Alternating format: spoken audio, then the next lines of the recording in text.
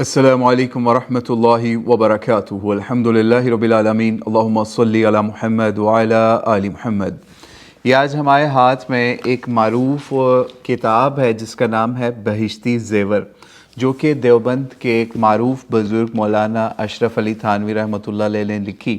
اور اس کتاب سے ایک اہم معاملہ جو کہ آج آپ کے سامنے ہم پڑھنے جا رہے ہیں وہ ہے قرآن پاک سے متعلق بدعات۔ کیونکہ ہم نے دیکھا کہ بریلویوں کے علاوہ جو دیوبندی ہیں ان کے اندر بھی یہ معاملہ بہت زیادہ پھیل چکا ہے، جو قرآن پاک سے متعلق بدعات والا معاملہ ہے۔ تو ہم نے سوچا کہ اسی کتاب سے، جس کا تعلق دیوبندیوں سے ہے، تو اس سے ہی ان کو کچھ نصیحت کی جائے کہ ان کے امام یا ان کے ائمہ کیا کہہ کے گئے ہیں اس قرآن کی بدعات کے حوالے سے۔ تو آئیے اس پہ چلتے ہیں۔ یہ صفحہ نمبر ہے 65، اور سمجھ لیجئے اس پہ انہوں نے ٹاپک باندھا قرآن کریم سے متعلق بدعات، اور اس میں پہلا انہوں نے ٹاپک لکھا تقریبات کے افتتاح میں قرآن خوانی۔ وہ لکھتے ہیں فی نفسی قرآن کریم کی تلاوت ایصال ثواب کے لیے، خیر یا برکت کے لیے بلا شبہ بہت اہمیت رکھتی ہے، مگر آج کل لوگوں نے اسے ایک رسم بنا لیا ہے۔ قرآن کریم کی تلاوت کے لیے اجتماع کا اہتمام اور اسے ضروری سمجھنا، اسی طرح دعوتوں وغیرہ کا التزام کرنا، یعنی دعوتوں وغیرہ کا انتظام کر لینا کوئی افتتاح کے موقع کے اوپر قرآن پاک کے حوالے سے، تو ایسا کرنا جو ہے یہ سب امور بدعت کے زمرے میں آتے ہیں، اس لیے یہ جائز نہیں۔ تو اس سے پتہ چل گیا جو ہمارے ہاں یہ رواج آ گیا ہے مسلمانوں کے اندر، پاکستان انڈیا کے اندر خاص طور پہ، کہ کوئی دکان مکان کسی چیز کا افتتاح ہو تو وہاں پہ سمجھ لیجئے ایک اوپننگ سیرمنی کے اوپر قرآن خوانی کا، اجتماعی قرآن خوانی کا انتظام کیا جاتا ہے۔ تو یہ اس کتاب یعنی بہشتی زیور، جس کو سمجھ لیجئے بعد میں تسہیل اور نظر ثانی کے اوپر بھی مفتی ابو البابا صاحب نے بھی اس کے اوپر کام کیا، تو وہ ان کے مطابق، یہ اس کتاب کے مطابق جو اشرف علی تھانوی صاحب کی کتاب ہے اس کے مطابق یہ کام ممنوع ہے یا پھر غلط ہے، اور ایون انہوں نے اس کو بدعت کی کیٹیگری کے اندر ڈالا ہے کہ اگر قرآن پاک کا کوئی اس طریقے سے اجتماع کر کے اوپننگ سیرمنی کا انتظام کیا جائے۔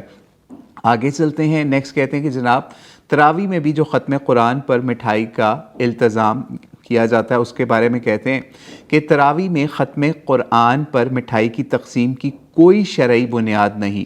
اسے باعث ثواب سمجھنا جائز نہیں، اس کو ہمیشہ کرنا اور کسی حال میں اس کو نہ چھوڑنا، لوگوں سے بہرصورت چندہ وصول کرنا، چاہے وہ دلی طور پہ اس کے لیے تیار ہوں یا نہ ہوں، ناجائز ہے۔ اگر اسے ہمیشہ نہ کیا جائے اور لوگ خوشی سے دیتے ہوں تو بھی اس مروجہ یا جو رائج کردہ رسم کی تائید ہوتی ہے اسے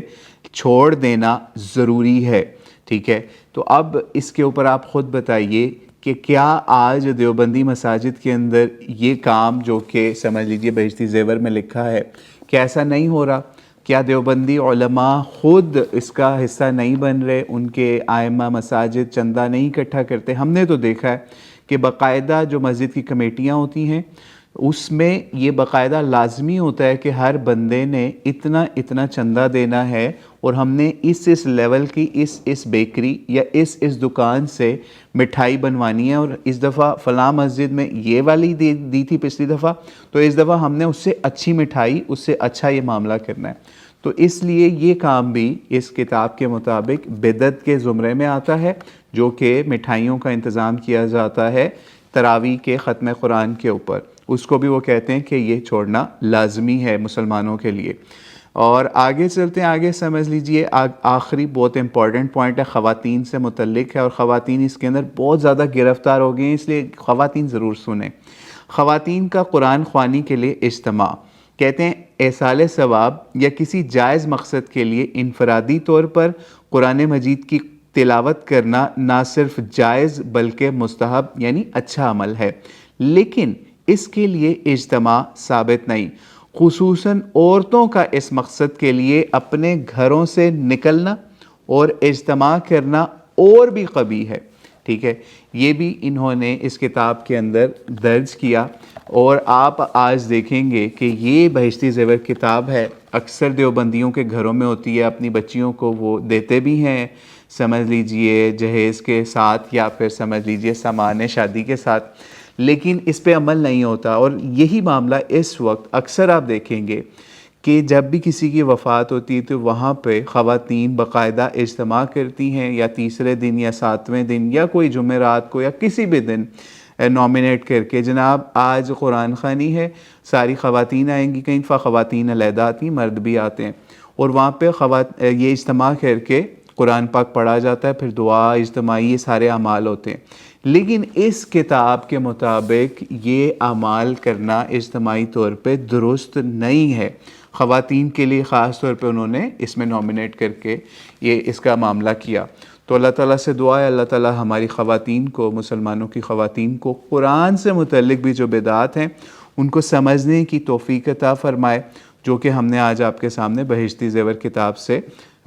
پیش کی، تاکہ مسلمانوں کا ایک بڑا حصہ دیوبند سے منسلک ہے تو کم از کم یہ اپنے علماء کی بات ہی مان لیں۔ تو اللہ تعالیٰ سے دعا ہے اللہ تعالیٰ ہمیں قرآن پاک کو صرف رسموں کے اندر پڑھنے والا نہ بنائے، بلکہ اس کو قرآن کو اپنی زندگی کا منشور، دستور اور اپنی زندگی کا نصب العین بنانے کی توفیق عطا فرمائے۔ واللہ اعلم بالصواب۔ السلام علیکم ورحمۃ اللہ وبرکاتہ۔